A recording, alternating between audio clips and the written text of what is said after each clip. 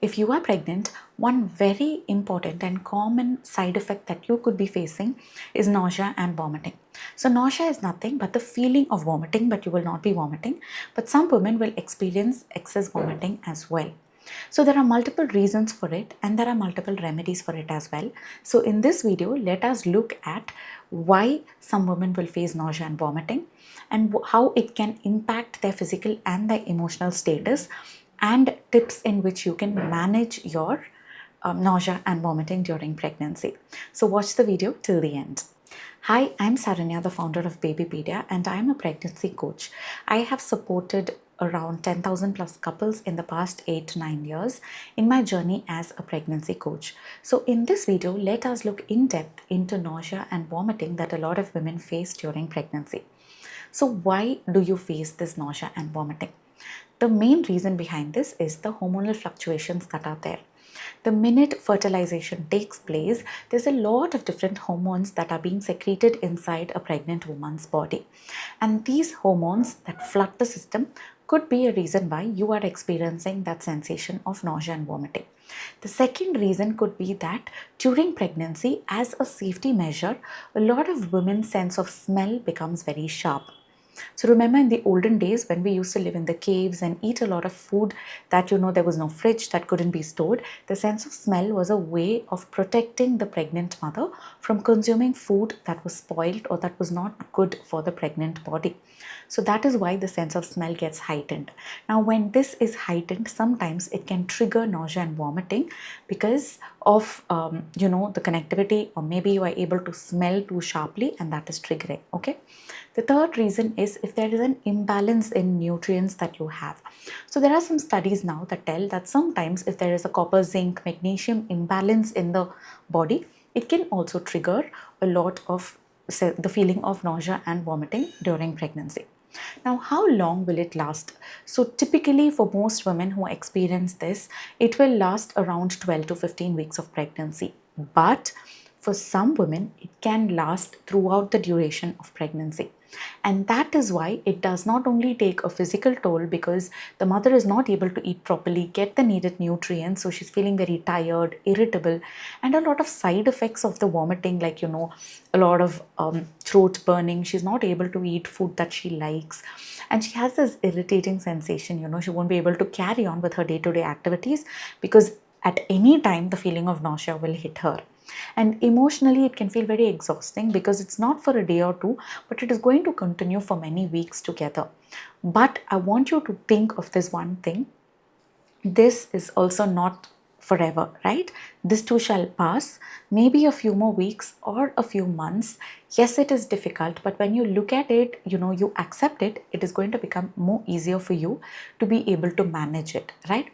So let's look at some tips on how you can manage this nausea and vomiting so that you are able to get at least, if not full relief, at least a little bit relief from it. But before we go into it, I want you to understand, in case you have excessive vomiting, that is where you are not able to drink water, you are not able to eat anything. Even if you drink water, you go and vomit it out, and that is leading to a lot of exhaustion.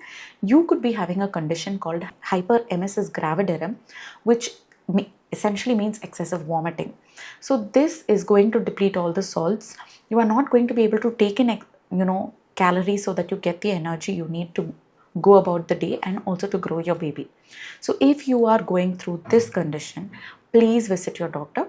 Your doctor may give you tablets that will help suppress the feeling of nausea and vomiting, which will give you relief.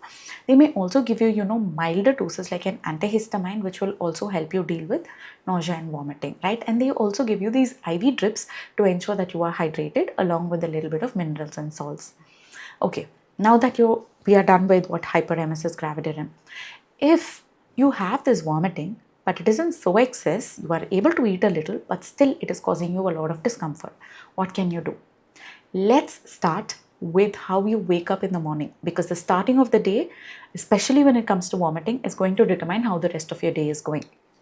So as soon as you wake up, one thing that works is, even before you sit up, while lying down, have a few crackers or dried toast or just bread or some biscuits like Marie biscuit, or you can have this tiger biscuit, right? So all those are sort of bland ones essentially. and just take one and chew it. Once you are done with it, just lie down for a few minutes and then get up and sit. Why do you have to do this? Because during the night, your stomach would have secreted a lot of acid, right? And in the morning, as soon as you get up and sit, that can trigger the vomiting reflex. So when you take something dry, this is going to, let's say the toast is going to go and absorb that acid. It is going to settle down your stomach, and so when you get up and then you go about your day, it makes it much more easier, right? The next thing is, try to use a paste that is not too strong. Very strong smelling and tasting paste can also trigger vomiting, so go for bland ones if possible. The next thing you have to do is ensure that you are hydrated throughout the day. So instead of gulping water all of a sudden, 1 glass and 2 glasses, this will make you feel more nauseous. So instead, what you can do is sip on water throughout the day. When you are sipping on water throughout the day, it is going to ensure that you are hydrated, so it is going to reduce the feeling of nausea that you are experiencing. The next thing that you can do is eat smaller meals multiple times during the day instead of one large meal. This is going to ensure that there is very less food in your stomach, so you are able to digest it, does not come up leading to heartburn as well, and also does not trigger vomiting. Start off with bland food and then slowly increase it. Ensure that you are eating food that has less spices and less oil as well, right? Then after that, increase the amount of protein in your food. Protein is going to ensure that you are feeling full for longer. It is going to give you a lot of the energy that you need, long-lasting energy that you need to go about your day. If you are going for carbohydrates, go for simple carbohydrates so that it can be digested easily. If you still have, all of a sudden this feeling of nausea hits you, you can chew on dry ginger candy, because ginger is known to elevate nausea. If you don't have ginger candy, don't worry, just go have ginger tea. That is, boil some water and put some ginger, fresh ginger into it, let it boil. You can add a little bit of, green tea sachets or anything else to flavor, a little bit of honey if you want to flavor, and sip on it. Some smells will also help you to manage your nausea, like lemon and peppermint. So if you have any peppermint leaves or lemon at home, just keep smelling on it, and that will also help you to manage your nausea. So again, let me remind you, this is not going to be permanent. It is just temporary. This too shall pass. So please remember, just keep the end result in your mind, right? You are doing this, you are experiencing this to welcome a beautiful baby into the world. So keeping your fingers crossed every day will go quickly, right? Take care. Try following the tips in the video. Don't forget to like, hit the subscribe button if you would like to know more information about pregnancy, giving birth, taking care of your baby, trying to conceive, etc. And I will see you soon in another interesting video.